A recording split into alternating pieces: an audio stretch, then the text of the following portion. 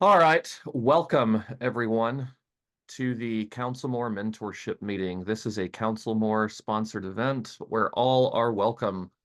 Whether you are a new college counselor looking to professionalize your business, or you are a seasoned veteran looking to add more arrows and tricks to your quiver, this is a place for you. We meet monthly, and typically we have some subject matter expert that comes and regales us with their enlightenment. And that is what we've stumbled on today. We have Brian from Edison Prep, Brian Ufinger. I'm going to introduce him really quick, and then I'm going to shut up and let Brian teach us a few things. So Brian graduated with honors from Washington University in St. Louis in May 2004 and a healthcare MBA in 2006. He serves as a founding member of the National Test Prep Association. I'm a member of that as well. It's a fun organization, and as an associate member of the Independent Educational Consultants Association. More recently, he represents Edison Prep in a consortium of tutoring companies that created Assessive. That's right, Brian? You bet. Okay. An online digital SAT practice platform that Edison Prep students and other test prep students nationwide use. Brian is also a bit of an expert on the test optional phenomenon, especially since COVID, as it's kind of gained more, popularity. And without further ado, I'm going to let Brian chat with us. Once he's finished, there will be time for Q&A. If you do have questions, feel free to enter them into the chat. So Brian, I'm going to mute myself, and I would encourage everyone else to do the same, so we don't get any interference with Brian speaks. And Brian, thank you so much for being here. Sure. Let me go ahead and share the PowerPoint deck here. Now, a couple things about the postmortem on the first 6 months of the ACT or SAT, digital SAT. Some important notes that have not made their way to everyone. And one of them is it is adaptive, kind of. And so some parents are wondering, I heard it's adaptive. It's not like the GMAT where it adapts every single question. There's just four tests. So across the whole nation, there's just four tests because based on the first half, you either go upstairs to the hard ones or downstairs to the easy ones.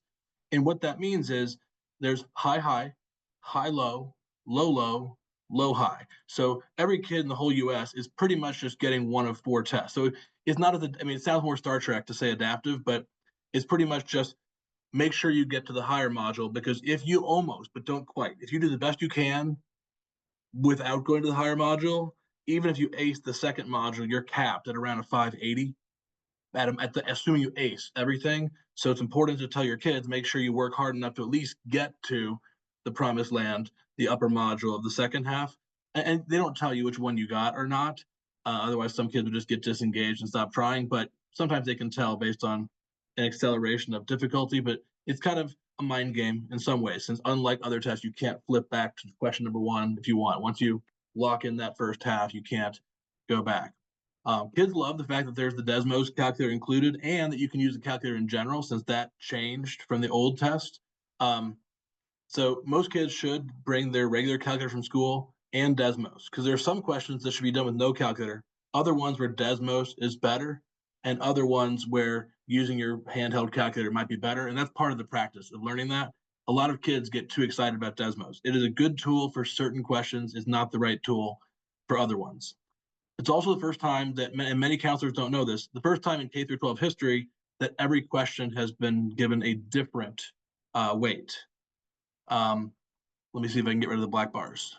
Get rid of that. So did that help? Does that make it better? Hopefully. I just closed some of the bars. And I'll put this at the very top and see if that helps. There we go. Hopefully that's better. Cool. So Desmos is an online built-in calculator for the SAT that on the new SAT all students have access to. But it's the first test ever where they're given a different weight. They don't tell you how much each question's worth. So someone who misses 5 questions and another person who misses 5 questions might get a different score based on the rigor and the difficulty. Kids can't worry about that. Just all you can control is get as many right as you can, and the curve's going to do what the curves are going to do. The one Achilles heel of the new SAT at the moment is the painfully small number of practice tests that exist. There's just 6 on the official College Board Blue Book app. There's 6. We're going to get another one hopefully by Memorial Day. It was supposed to be released earlier this month, but did not happen. So that is important. If you have a student who's a sophomore who's eager, this is the only time you'll catch me on a hot microphone saying this. Go have them buy a Princeton review book, because normally I would never say that, but you want to save those beautiful, the only 6 legit tests on earth for when it matters, when they're a junior, when they're taking the real test. So if there's some eager beaver kid, when kids come to us having done every test that exists on earth already, it really cramps their potential for improvement because they've already used up all the good stuff. So that fear is reasonable. Now, volatility, because there are so many fewer questions on this new test than on the old test and then on the ACT. There's more volatility. Think of it as bond funds versus Bitcoin. So there's more volatility when you only have 90 questions. So most students who might have on the old paper test thought, I'm going to take it 2 or 3 times, it's probably going to be 3 or 4 times. It's just going to be more jumpy, more bouncy because of the small number of questions. Now, it's an extreme test on all fronts. So as soon as the tests came out, of course, it's like me at Christmas time, just opened up my new toys and took all the tests on there. The easier ones are literally insultingly easier, like sad for America level easy. But the 10 hardest ones, whenever a kid brings me a new ACT and they don't realize I've never seen that ACT, reading upside down, I can still figure out the answer to the question before the kid realizes I've never seen this ACT, because that's just how the ACT works. There are a couple per test on the SAT where it's like, why don't you go grab a soda for a second? Let me look at this, because I can't eyeball it. It's just some tough stuff. Like what separates this 800 from the 790s is pretty terrifying. It is shorter, and the TikTok generation loves that. It's a nice bribe for market share of pulling people away. Tons of kids, they love the SAT until they get their scores back, and then it just depends. Some do better at SAT and ACT, but kids like the shortness. Now, the analogy I use, feel free to steal it, is it's baseball versus football. Baseball has way too many games, 162. This is the ACT in that analogy, 215 questions, 162 games. You can go to sleep for 2 months, wake up, see how the Braves are doing. Okay, cool. Versus the SAT is football. There's 17 games in football. There's 90 questions instead of 215 questions. So on the SAT, every question, every game has massive playoff implications. So if there's a kid who's a smart genius but kind of not meticulous, that might hurt them a lot faster on the SAT given the smaller number of questions. So that's an important note. Now, about the new ACT coming. So the way to look at the digital SAT transition, it was painful. My wife and I had to retool our whole curriculum, all the documents, all our book that we wrote, everything. It was like going from football to swimming. 3 hours, 2 hours, paper, computer, adaptive, not adaptive. There's so much different that it's a problem. And for us, we fixed it. We wrote our new book. We'll write version 2 soon. The new ACT, when it first came out, I was 1 hour into a Disney World vacation with my daughters at the Magic Kingdom, and my phone started blowing up with clients asking, "Oh my God, this new ACT!" I didn't even bother writing a blog post for 3 weeks because it didn't matter. So look at football versus arena football is my analogy I'll use instead. Yeah, it's a little different. The field's a little smaller, but largely the same rules. It looks pretty similar. I've spent 500 hours transitioning our curriculum for the digital SAT. I might spend 50 on the ACT. The content is not, exponent rules aren't changing. They're just making it shorter, and hence the arena football analogy is about 15% shorter. It largely is going to affect the class of 2027 and not class of 2026. So we're a small company. We already have 200 plus people who are done, like done forever with testing by the this October 5th SAT. And so most people that work with IECs are not a ton of them are going to still be just taking full bore ACTs by the time it starts in September of 2025. Now listen up. You've heard wrong things from various announcements from the ACT. The digital version of the new ACT starts in April, and the paper does not start until September 2025. I'll talk about later about how no one should ever take the digital ACT as long as paper is available. For that reason, I'll be writing our book during AP exam season this year when things are slow, and so I'm not too worried because they're not even going to release any new practice materials from which to build our new test content until at least January or later. And there's a full-length blog that I have a link to later on our website that goes into ACT changes in more detail. Now, this slide right here, I mentioned the top part already, but what I want to talk about is the left-hand text is really funny. There's two, I wish we were a 50-50 company. SAT, ACT, it would make scheduling so much easier. We're about 88% ACT and growing.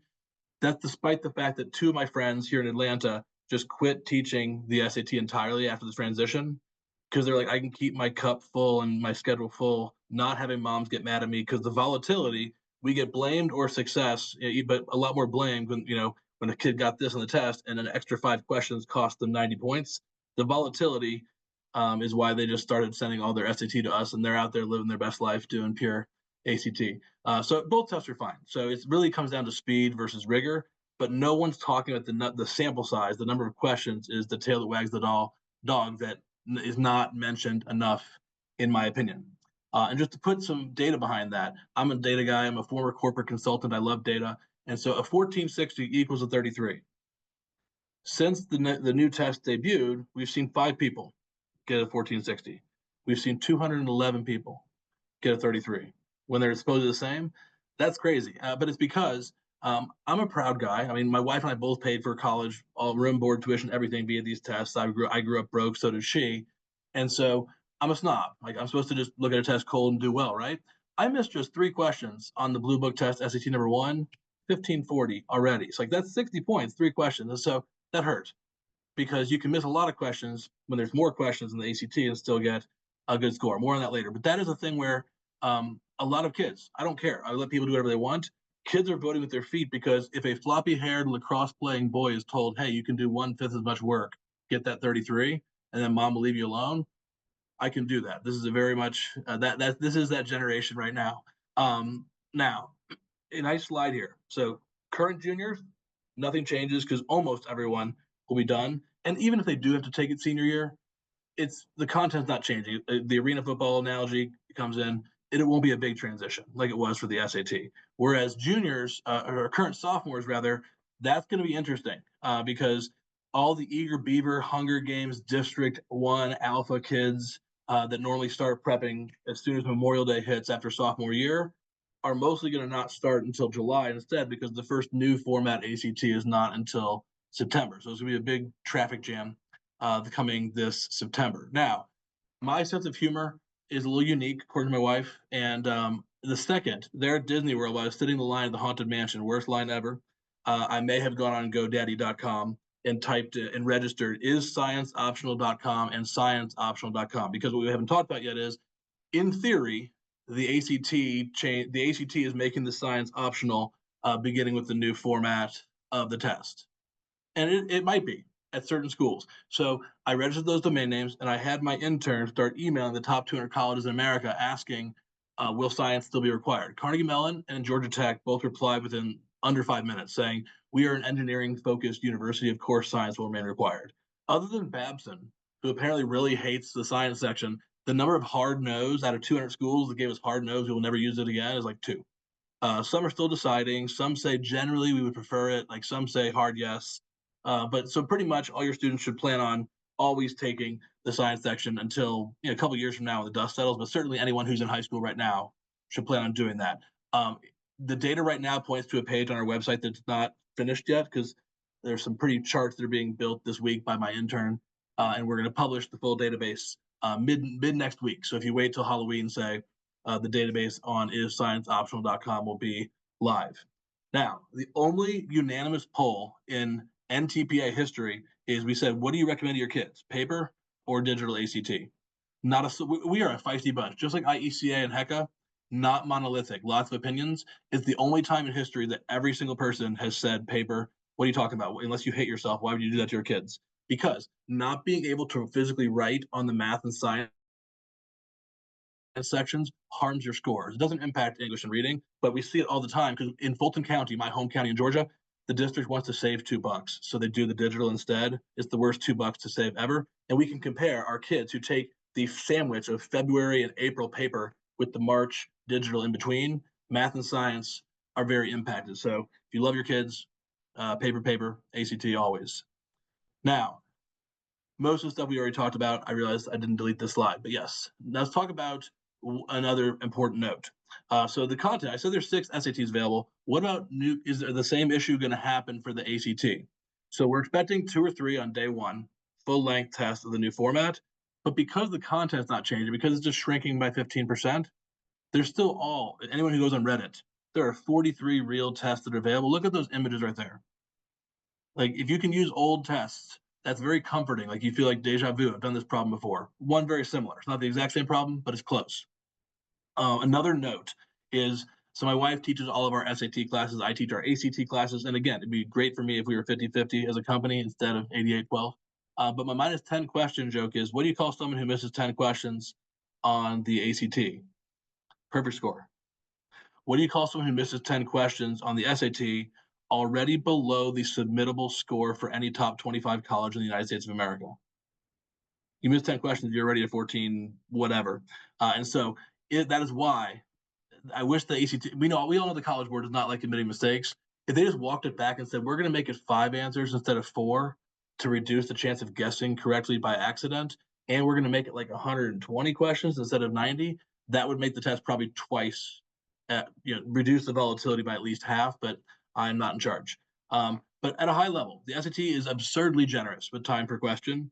I don't even know. I could finish my test and go drive over to Chipotle and come back, and the timer would still be running. But it's intellectually harder. The vocab, the poetry, the etc. is abstract. Whereas the ACT is more straightforward, but we dare you to finish, pretty much.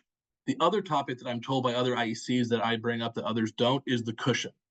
Too few people talk about the cushion. That's where you're allowed to miss stuff at the top, minus 10, and still get a perfect score, or minus 40 questions on the ACT and still get a top 6-7% score. Now, my buddy Adam Ingersoll, who's a popular tutor around town, works for Compass, and this slide's great. So who should take the new ACT Science? If you can claim safely that you are definitely in the middle of all 5 of those circles for the Venn diagram, then maybe those might be the unicorns that would ever take the test of that science, but no one should. Now, the Taco Bell slide. Feel free to steal this using your clients. The 2 tests are the same 4 ingredients, just like every item at Taco Bell is the same 4 ingredients, just different styles and proportions, basically. So you have reading, math, grammar, and analysis. But the big difference on the right-hand side here is that cushion at the top. Now, visually, let's talk cushion. Since everyone in this call was in high school, the test is getting way intellectually harder on the ACT, but they let you miss more. So the curve is beautiful, but it's painful taking it because it's intellectually quite fancy. So you look at 2009, you miss 6 questions on English, 30. Nowadays, you miss 6, 35, maybe a 34, but you can miss more. Like, just in general, you're allowed to miss way more. And that's an important note from a self-esteem standpoint. If you're talking to your students who are taking it, they feel like they got their butt kicked. But when you're living in a land where minus 40 can potentially be a 30, that kids' faces change. Like, wait, I'm allowed like 40 mulligans and I can still be done and mom will leave me alone. I can get that score I need for Alabama Merit Aid. Yes. So that works. Now, that is the SAT, ACT stuff. Now we're going to start talking about test optional. So I have trust issues, and so I like data. And so when the test optional movement first began during early COVID, my mom was freaking out because we had new twins. We just renewed our lease, just bought a house, and then test optional. And so what we're going to show you is pretty rarely collected data. I've spoken Connecticut, Alabama, North Carolina, South Carolina, other places on the topic of test optional. I'm the data guy, apparently, including a local broadcaster here in Atlanta called me, and the phone conversation started with, hey, I'm looking for this Brian guy who has data on why test optional is not real, which is a really funny way to start a phone conversation. I'm like, that's me. And so she came, we did a really fun segment, had a great time, and she reworked the story that her producers had given her, thinking they understood test optional, and we had a lot more fun. So we're going to look at some of that data here in the next few minutes. So we all know, we're all IECs / adjacent fields here. So we all know that, I assembled the only group of people whose biological children did not cheat their way through cyber school, but all their friends did. And so the GPA trends are going like this while test score trends are doing this. It doesn't make a lot of sense. There's a lot of holes from cyber school still. So this, HERI, H-E-R-I, based out of UCLA, collects the data. It's in conjunction with the feds. And you look at the GPA data, 80% of kids self-reported at 4-year residential schools, reported an A+A or an A- average in high school. Go find the dot for the year you graduated from high school, everyone in the room. Like for me, I graduated in the year 2000, like 54%.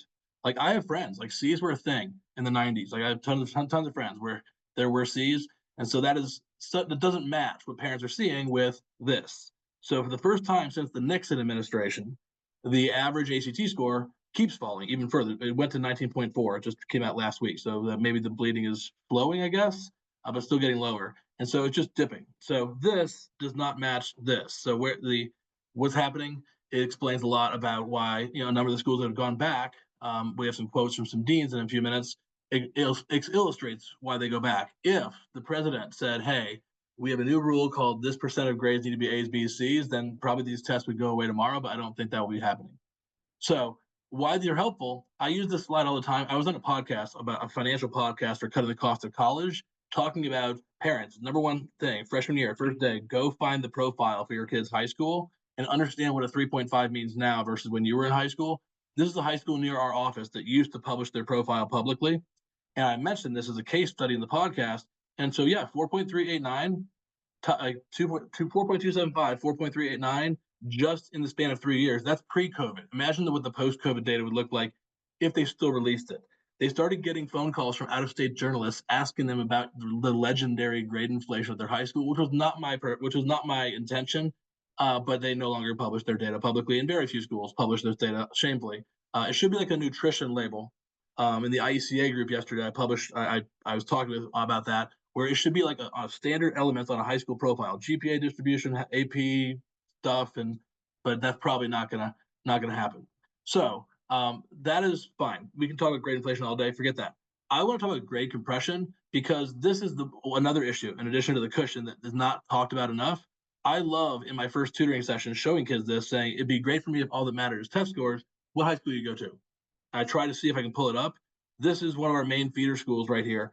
6% separates the top 25% from the bottom 25%. So working hard junior year versus being lazy, sliding 3% versus going up 3%, you might just jump over half the student body. And yes, that orange arrow does mean that at that high school, not a single person for any reason has below a 79.5 GPA. Again, C's were a thing in the 90s. If you have a client who needs to understand grade inflation and want to make me the bad guy, not you, if you type in my last name and the words grade inflation, a podcast pops right up. It's a lot of fun.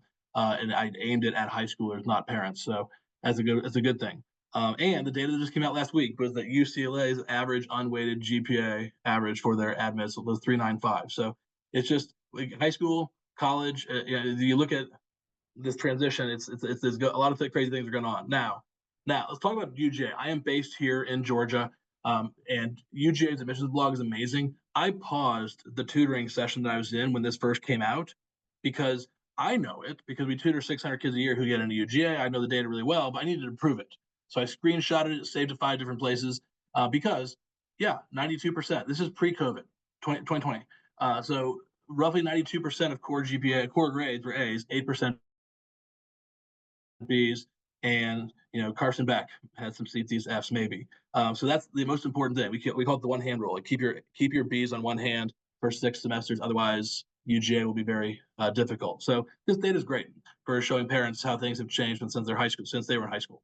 So also right near us here in Atlanta. So Emory University, great school, top 25 school. I've been told this in private settings at cocktail hours, off the record, for many, many years. I'm sure many people in this room have as well.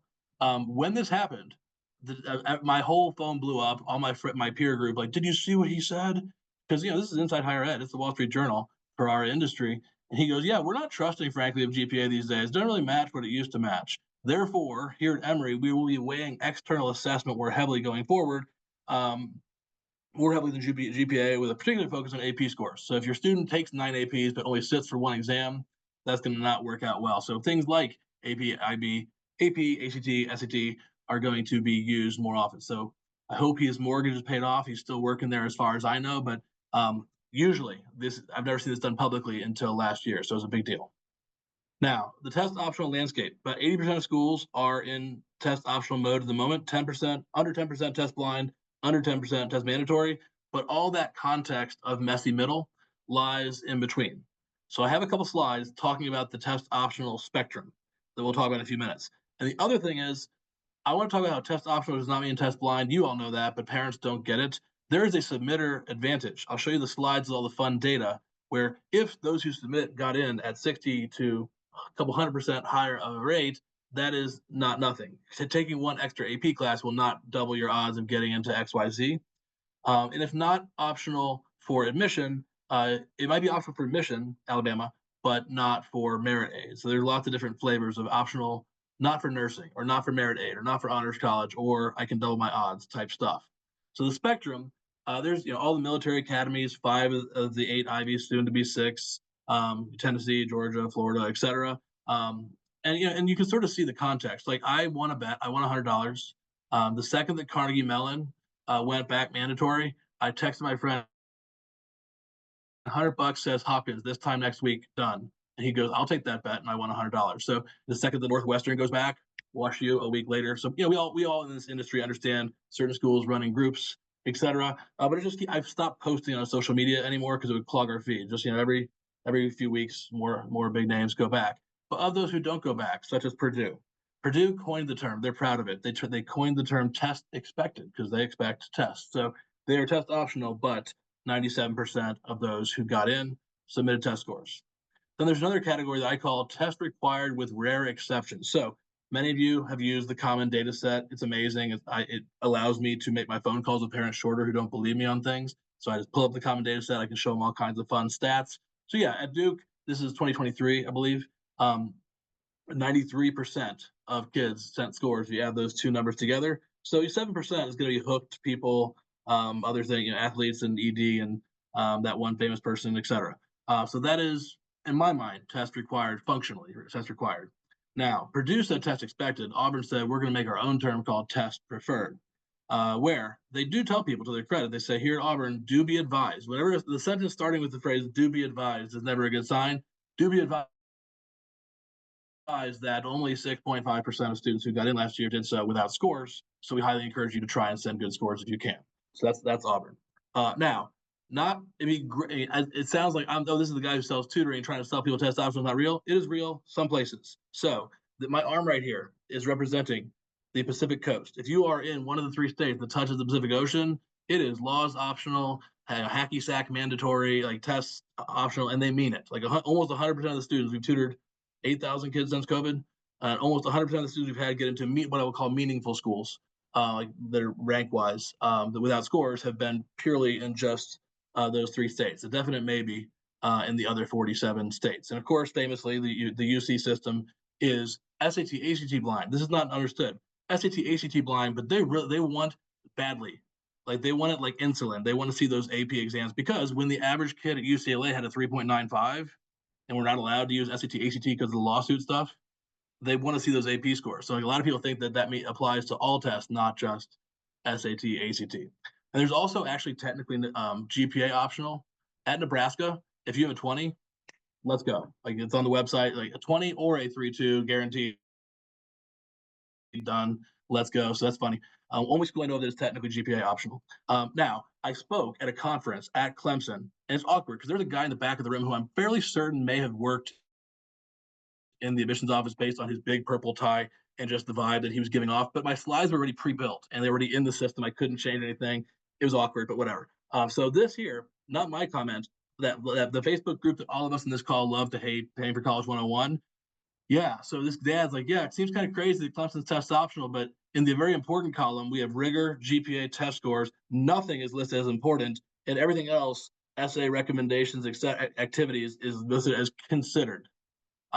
So that is funny. But all the time I just bring up tables C9 and C7 for the 2 key tables showing this and this as far as how a university considers the score is important or not, and what percent sent it.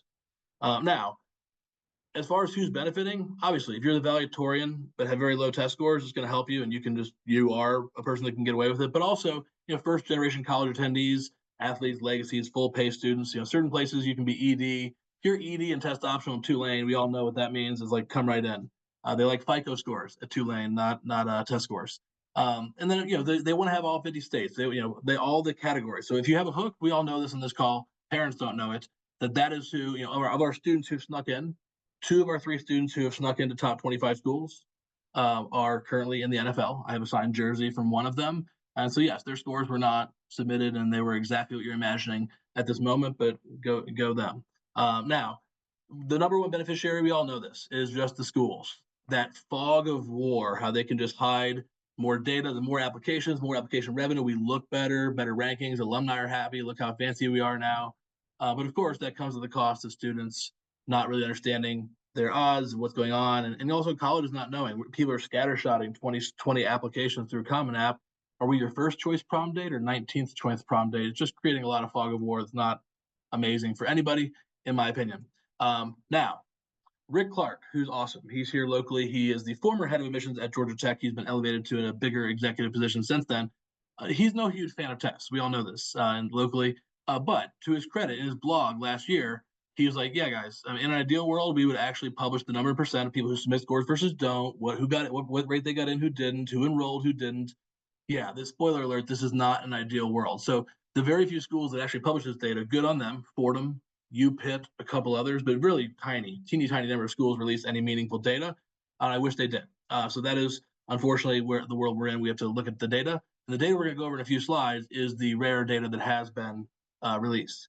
Now, one thing that's important is there's so much fine print. If a student says, I want to apply test optional, well, that's fine. You're here tutoring. Maybe you'll work really hard, get to this, and you'll submit to these 3 schools, but not these 4. That's fine. It is a game. It's a strategy.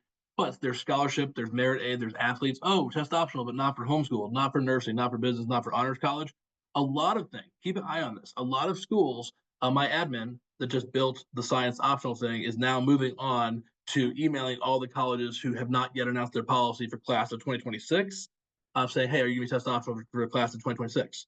Juniors are already well down the path, so it's crazy that some schools still haven't announced that, but it's dozens of schools that have not yet announced that. But the new thing, the hot new thing is the sliding scale. You're allowed to apply test optional, but only if you have a 3.7 unweighted or higher. Like a couple schools have said that just in the first inklings of his emails he's been emailing colleges. So we'll see if that trend picks up, and they could just ratchet it each year, 3.7, 3.8, and then eventually that could be their 5-year plan. Who knows? But let's talk Elon nursing, because my student, we went for it on 4th and 78 and somehow scored a touchdown. Just dumb luck. This girl, I tutored her boyfriend, got a good score. And she wanted Elon. She was touring Elon on Columbus Day of last year, like 13 months ago.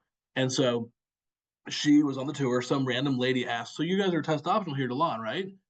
And if the first word is not yes, that's not a good sign if you're a senior. She had never so much as taken a mock test or a PSAT, much less the real thing. And so she's like, well, I mean, mostly not for nursing. There's one business program or homeschoolers, but mostly, yeah, we're test optional. She wanted nursing. So she came and took a mock very quickly, and it was not amazing. And so we went for it. But like her mom got like very religiously like angry. Like she's like, this is unethical. This is America. This is dishonest. Like she was just getting really worked up. And so, yeah, so we always tell people your test optional once you've read every terms and conditions, fine print, iTunes terms and conditions. Like you got to read the whole fine print because it's rare to find a true blue one where it might not impact odds of admission or merit aid or being allowed to apply depending on XYZ major. Now, my buddy Brooke, who runs a great YouTube channel called Super Tutor TV on YouTube, this is data that she collected, did sort of the stuff we did, but back during the heart of COVID. During 2021, when you actually couldn't find test sites at a dozen or more sites in the U.S. And you look at this, look at what percent from the CDS submitted their scores, pretty low. So you look at the geographic location of this slide: California, Washington, Arizona, Oregon. It's for the most part, there's a lot of that. But then you look at the schools that are more selective and or not on the West Coast, and in some cases, Georgetown. We all know how much Georgetown loved their score. Do you have some kids submitting both and getting 102%? And so again, this is old data when people couldn't find sites. So if you made these slides, which I've not done yet for 2024 data, which I'm planning on doing once all the new CDSs get uploaded, it'll be growing now that people can find testing sites. We're very lucky here in Georgia. We have the second most test sites of anywhere other than Florida. And we had kids from New Jersey that were just coming down here because there's unlimited seats. Now, context matters. I love Pittsburgh. Pittsburgh, bless them. They should really be a beacon of do a talk at NACAC saying how to be a better university and be awesome to your applicants, because they just say for all their divisions, yeah, a test optional, have our kids that got in, that half of that school that got in was test optional. Nursing, 11%. So, more numbery things, engineering, nursing, business. We all know this in this call, but parents don't realize there's all that context based on, are you at the art school? Are you at, engineering? Now, the four-legged stool. There was the dean of admissions at Duke. He's so giving. He did so many interviews during the stressful times of early COVID, where he talked to the student newspaper or a podcast, whatever.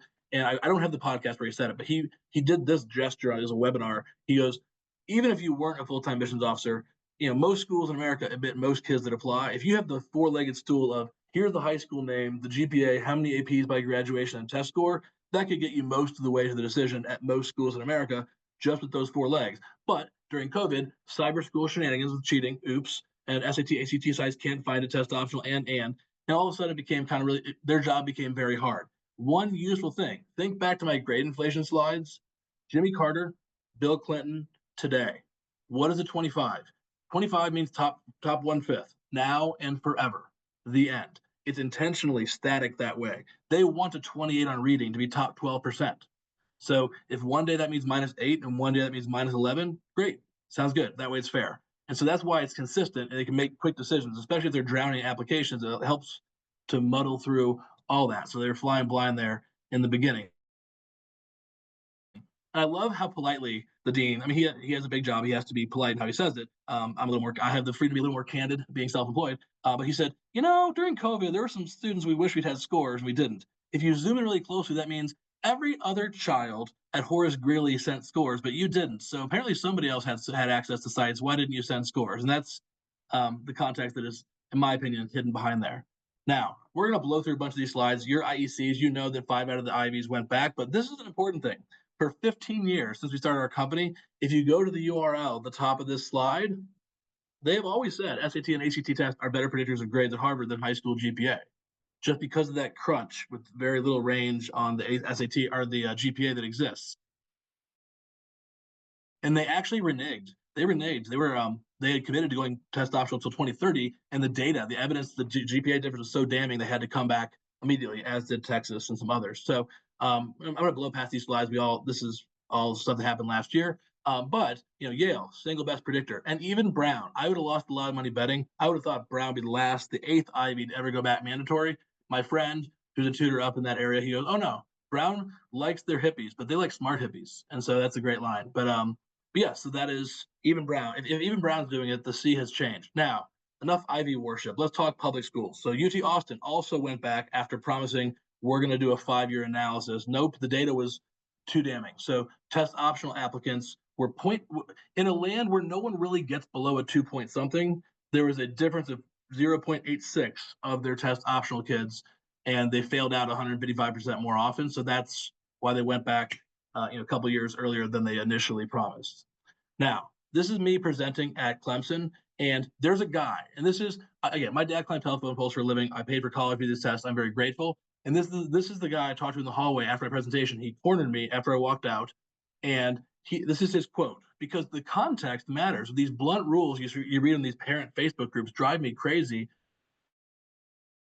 where they say, "Oh, don't submit unless it's this context." And so these blunt rules kill it, because this guy said to me, he goes, "Yeah, I love your presentation so much. I wish that my bosses agree with you." He said, "Because there's some kid in South Georgia who has a 26, and the average at the school is 16, and no one's ever gotten a 21 other than him, and he's the salutatorian. Like, I want to see those scores, because I'm going to admit that kid. If it's just otherwise a kid at a school that average is a 15.4, I don't know if I can take that risk." And it's like test optional is killing me the ability to admit that kid, which if you ever listen to any of the awesome podcasts that the Dartmouth dean on his podcast does, this is essentially what he's saying. So when he said that to me, I said, "Can I quote you?"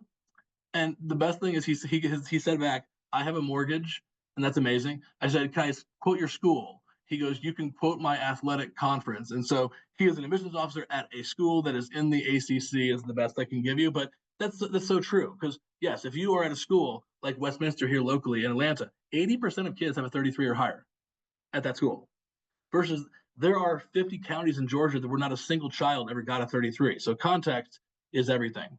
Now, test optional. There's an inkling of green shoots that are growing up from the soil of schools that are starting to release this, and good on them. Fordham released the data, test optional, test submitted. And if you look at the data, you got in 141% as often by sending. So it's just like taking more AP classes or those things. So it's not mandatory, but it certainly helps. And so I hope more schools follow Fordham's lead and start releasing that kind of data. Now, this is one thing that I believe in strongly. Think like a field goal analogy. So too many people say, unless you're above the 50%, well, that means 5 years from now, every school in America would have a 1550 or higher. So they aren't thinking you didn't submit it if you were 10 points below that middle 50%. So anyways, so yes, it's a hard discussion if you're below the 25th percentile, but if you shanked it wide right and you're above the 75th, obviously send. Even if you're in the field goal range, obviously send, especially, this is the part I don't see enough people talking about. Go to the common data set. Pepperdine, Malibu, Barbie, like whatever, like like you saw that slide earlier. They are 22% at most of kids sent scores. They don't care, and so you're fine. But if you're the context, if you're at a school like Duke, where 93% of the enrolled students, if 93% of the enrolled students sent scores, think of how many kids got into Harvard, also got into Duke, did not enroll at Duke, enrolled at Harvard. So it's 93% of the enrolled. It's probably 97% of those who actually got in. And so the context and the flavor from the CDS of seeing what percent of kids that enrolled sent scores is an additional piece of flavor that is not practiced enough in my mind. Now, this also, I don't know how to feel about this other than sad. So many schools, it's not just High Point, it's Tulane, it's others that do all this stuff. I have a kid who's not street smart, and Tulane called her and she didn't understand. She worked her butt off because she did not have the best instruction at her high school, from a 19 to a 30, and she was darn proud of getting a 30. And so this person from Tulane called her and says, "So I heard that you accidentally submitted your ACT score," and she goes, "No, I got a 30. I'm really proud of it." And like he's like, "So I heard you accidentally." So they just want their ED money. And High Point also is a Tulane junior, and so this is so wrong. Like, can you please go change your thing so we can do the monkey with the numbers and the rankings? So it's so dirty, but I don't really know how to fix that other than do know there's not just High Point. It's a dozen or so schools that we've tracked that do these kind of shenanigans, which only makes it even less risky to send your scores because you might just get that phone call. You sure? So that's a weird situation to tell like a high school kid who feels that's sort of wrong, but it's weird. Now, I have a new toy. I have gray hair in my beard, and so I'm in my old age give back mode where our intern, same guy who built Science Optional before that, he was sitting in the cubicle all summer building meritaidgrids.com. So because I paid for all of college via these tests, I want to pay it forward. I'm a hypocrite. I criticize the Common App so much, and I applied to 19 because so kids can just spray applications. I applied to 19 schools in 1999 because I knew I would get into almost all the schools I applied to, but the merit aid is all over the place and not predictable. So Georgetown gave me $32 a year. $32. I thought it was a misprint. I called them. They rerun the numbers. They gave me like $400 a year. And then WashU, my wife and I met at Washington University in St. Louis. They're like, "How about everything?" It's like such a weirdly disparate amounts of money. Anyways, we are now living in a golden age of merit aid, unlike 1999, where hundreds of schools, more public than private, publish these grids where you say GPA here, test score here, let's go. And you can almost reverse engineer. Oh, if I can get 3 more A's this semester and get 30 more questions right in the ACT, then mom saves this much money. And so I harvested all this data and put it into meritaidgrids.com. It's a free resource. We've already had 10 people throughout the nation who have submitted new ones that we weren't aware of, smaller schools. So we're going to keep making this a living, breathing document. Hopefully it saves families millions of dollars. And also, I like to point out to families, you don't have to have a 36. Look at Mizzou. A 23 is not an elite score. A 23 is a top 37. 2 out of 5 people in any given room have a 23, and you can get as much as 34 grand with as low as a top 37% score. So there's a score for everybody. And some places like Arizona, it's based purely on GPA with as low as a 3.1. Now, one important note. When I mentioned the submitter advantage, how much more often did you get in? This is still a line that is on most high school sites that test optional applicants shall not be disadvantaged. So flip that. Should I be unemployed if that's the case? Because then shouldn't that mean test submitting applicants shall not be allowed to be advantaged? You can't have both ways and just we all live with the whole, wink, wink, nudge, nudge, etc. And so here's Bradley. This is my son, Bradley. I don't have a son. That guy was made via AI. So Bradley Danielson is just a fake email address I made 15 years ago. And if I email colleges, I rarely get a response. If Bradley's dad does, he gets responses. It's kind of silly, but it is what it is. I'm fun with emailing colleges. So Bradley emailed the top 200 colleges in America during the heart of COVID when you couldn't actually find seats a lot of places. And even during COVID, heart of COVID, the 2021 and 22 data, we emailed 200 colleges. 150 would not reply, phone call or email.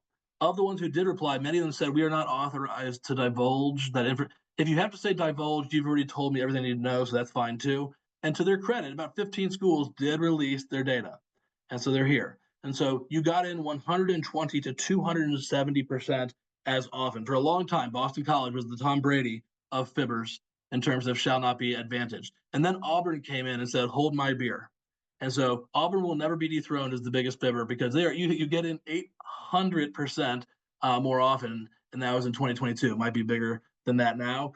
So you have a sense of my sense of humor by now. So I paid my student who was on a go tour Auburn. I said, go be a paparazzi, take pictures. I'm going to plant your dad in the front row, ask a question, and please record a voice memo on your phone. And I'll pay you $50 for 5 minutes of work.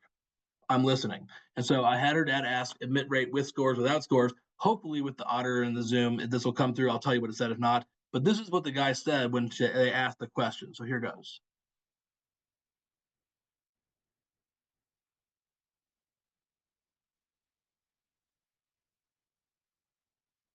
I'm not So hearing what you. he said is, so yes, has Auburn and Tennessee and Miami and a couple other places gotten crazy harder the last 5 years? For sure. But if you submit scores, is it still a 50-50 coin flip?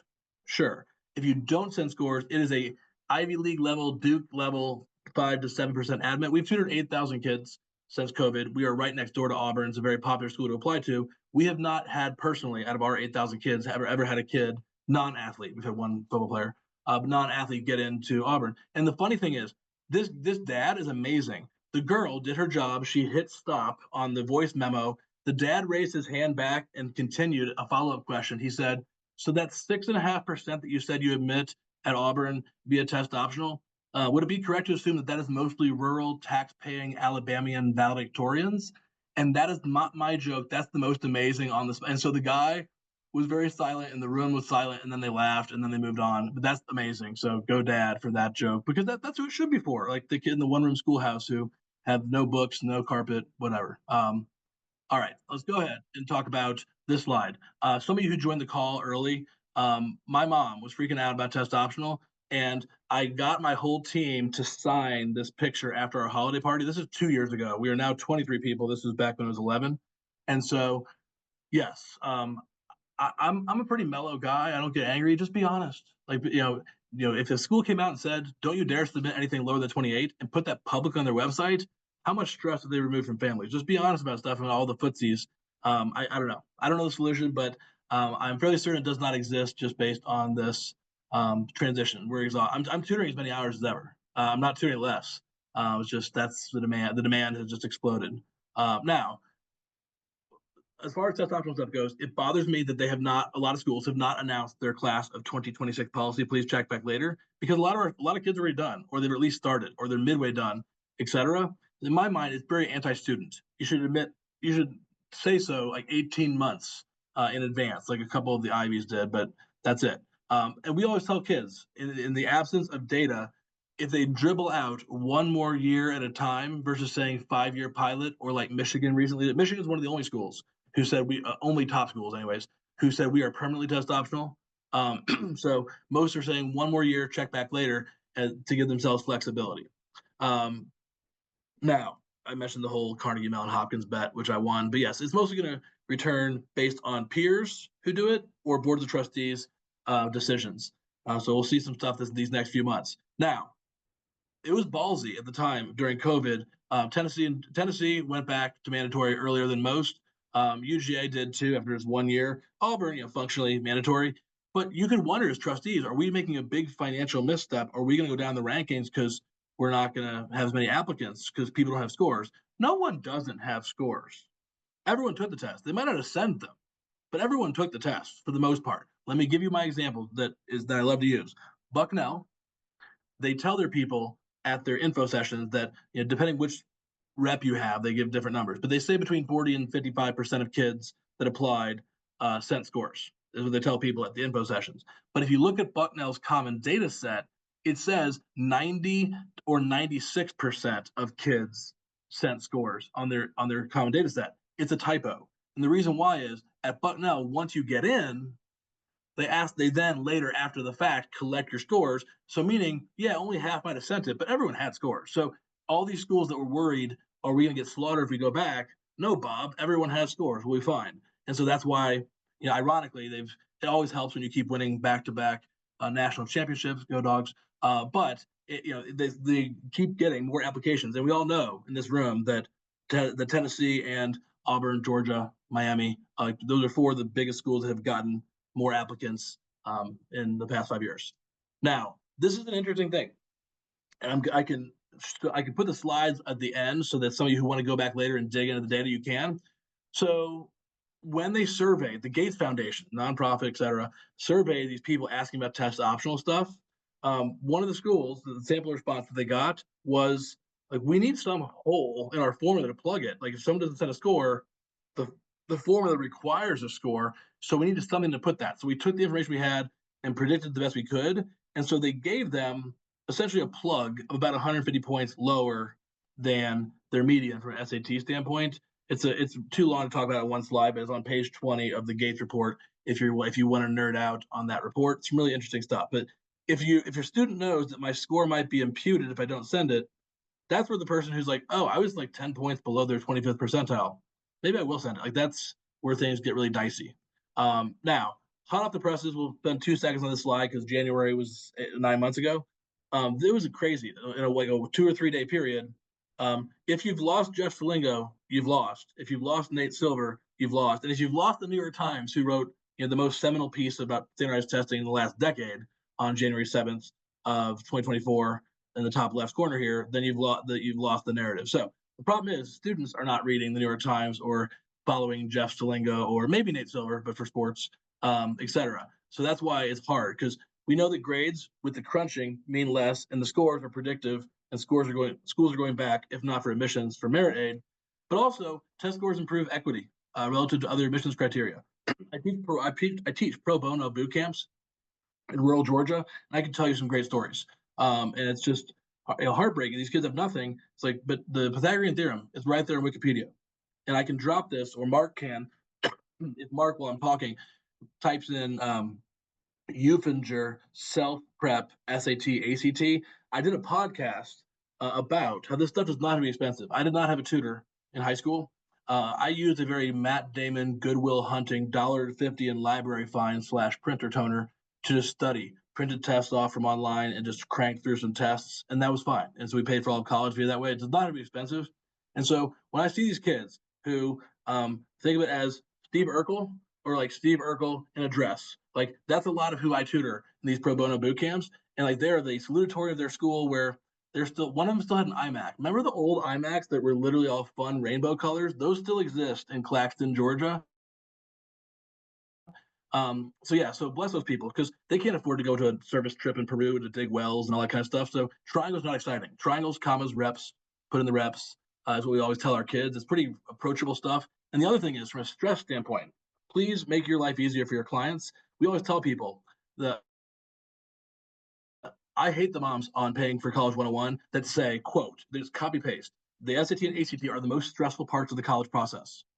You can believe that. It's literally the exact opposite of true. Because you know what stresses me out is the kid who comes to me has already gotten 9 C's freshman year. It's over. You don't need to hire me. It's over. Like, make different plans, transfer somewhere. Hopefully it's over. Like, you got 9 C's freshman year versus there's a kid who has a 4.0, as many do, as most do, and their score is not good. You can take this test as many times as you want to. My wife and I, part of our brand, we still take the test each year. Kids get a kick out of it. Dads get a kick out of it. I am now banned because there's a lifetime cap technically of 12 on the ACT, but College Board will still take your money. But the whole point is you can take as many times as you want. And if you Google how to delete an ACT score, it's right there. You're allowed to. So if that makes your kid who's smart but a worrier feel better, tell them, watch the stress just ooze out of them when they realize I can just type and I can literally I can take it as many times as I want and go delete it later if that makes you feel better. Not that it matters. Schools want to super score and look good. And as we all know, Georgetown, only school that makes you send all your scores. Well, Georgetown, I sent you all the scores that I have. Can't send something that doesn't exist anymore. So haha. So even at Georgetown, there's it doesn't work for the SAT, unfortunately, but for ACT, it does. Now, obviously, you know this. Parents, some of them know this, but the teens that are actually the ones applying to college, it's important that their parents and IECs and people like me get to them to help them understand you're changing your odds of getting in or the price tag or both, and you can take as many times as you want and super score that they perk up a little bit. And it's actually been easier than ever to get kids to take mock tests because everyone's afraid of wasting time pursuing the SAT without even taking a mock. So we always tell people take mocks of both and then pursue the stronger horse. Be varsity in one sport rather than JV in two sports. This has been absolutely amazing. Brian, if we can have you back again next year, Yeah. please be willing to do that because I think this has been a lot of good stuff. Yeah, anytime. I'm always happy. And I believe we're probably going to post a blog on just a summary of everything Brian put on the CounselMore website. Does that work with you, Brian? Yeah, sure. Okay, cool. Yeah. We'll link to your site and everything with it. Feel free to sign up for the next mentorship meeting. And Brian, thank you so much. Yeah, happy, thanks for having me.